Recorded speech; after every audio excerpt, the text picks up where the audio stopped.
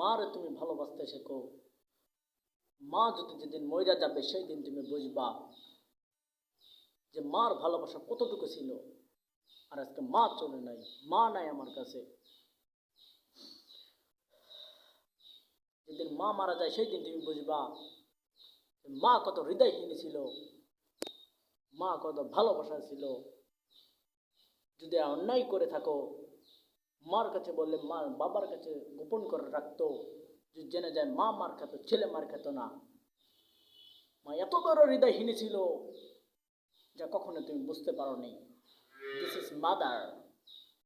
Mother কাকে বলে সেটাও তুমি বুঝতে পারো নি।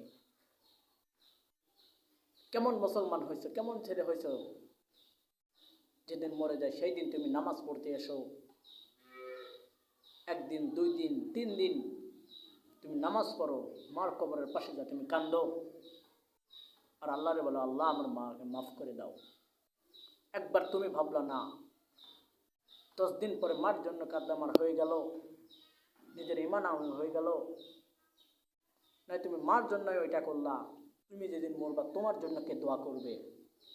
তোমার জন্য কে দোয়া করবে? 2 হাত তুলে খালি মার চিন্তাই করলা, একবার নিজের চিন্তাটাও করে দেখলা না। মানুষ তো নিজের চিন্তাও করে একবার, যে মার জন্য আমি দোয়া করতেছি, আমি যদি আমল নিয়ে যদি ওই কবর মাঝে যদি চলে যাই, সেদিন আমার জন্য কে দোয়া করবে? সেটাও একবার মাথায় আপনার এলো না। কেমন মুসলমান হয়েছো, কেমন মুসলমান হয়েছো তুমি?